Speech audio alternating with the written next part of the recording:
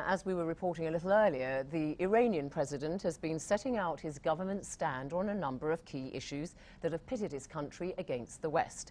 It's this uneasy relationship which provides the backdrop for a witty, theatrical frolic that satirizes the West's notion of the Iranian mindset and way of life.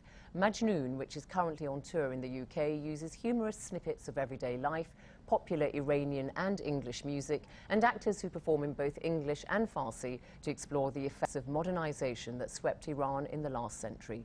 Nisha Pillay has been to see it. Chauffeurs and car mechanics and ironmongers and hunters are free to use their respective hats during working hours. Oh, a lawyer in a courtroom, in the middle of an alimony plea, has to stop and help a call when the clock strikes 4. Everything stops for tea.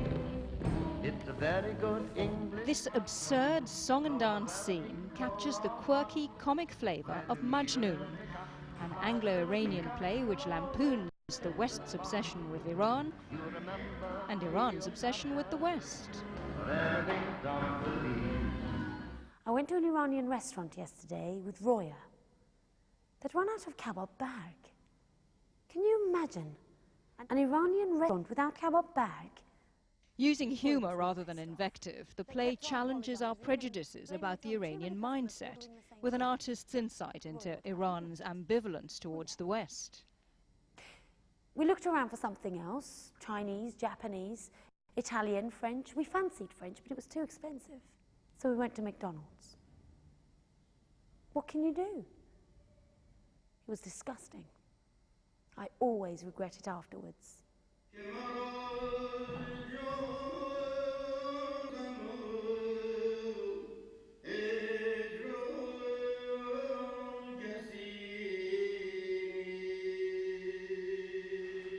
Iran's battles over the veil are not a new phenomenon, and they long predate the 1979 Islamic Revolution. In fact, they go back to the 1930s.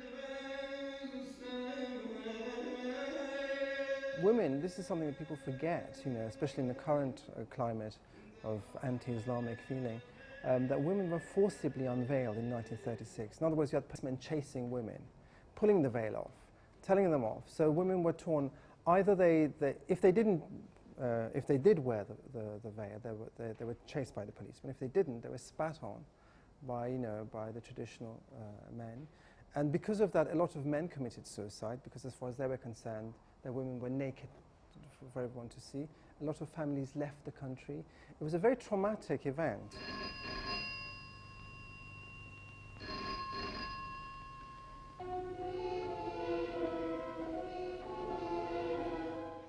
But Majnoun embraces Western culture too.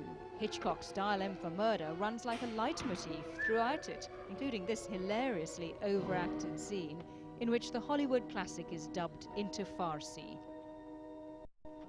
Maybe one more screen there. I grew up hearing John Wayne speaking with a South Tehrani accent, the equivalent of an English Cockney, and he used to be extremely popular because of that. That is a very important element of modernism, because when you look at Hollywood greats speak Farsi on your television, in effect be Iranians, and then you go outside and you see other people speak Farsi and be Iranians, were completely different. It does create this weird world. Majnoun is currently on a nationwide tour of Britain. It's been playing at the Lyric Hammersmith studio space, which specialises in experimental new writing. Majnoun arrives here in London to find a theatre where practically all the seats have sold already. Such is the popularity of all things Iranian at the moment. But if the audience thinks it's going to get a serious critique of Iranian society, it's in for a big surprise, starting with this extraordinary set. Ladies and gentlemen, with your permission, we're going to inform you of an amendment in the previous document. So, what does a slapstick routine with Truby hats have to do with Iran? It's another example of the forcible modernization of the country back in the 1920s, when even additional headgear had to be jettisoned. Take this hat, the Pahlavi hat, off your head, and put this hat, the chapeau, on, off, on. Absurd but true. and it's had a lasting impact on why the West is viewed with such mixed feelings even today. The social reforms that are made and the things that we deal with in the play are things that directly have an impact on people but might not make the front page of the news. The play is about those rather than about geopolitical events and things that you might read on the front page every time. And that's the big surprise. And that's been the great pleasure as well. That's where the education comes from, and you can't, much as you want to read up in advance, you can't actually learn it until you really get inside and get involved.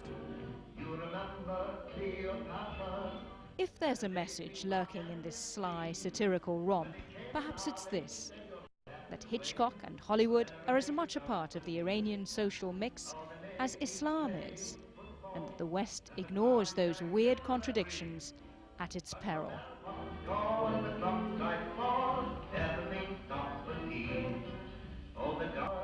Nisha Pillay reporting. Before we go, a reminder of our top story. King Gyanendra of Nepal has announced that he's reinstating Parliament, meeting a key demand of the opposition.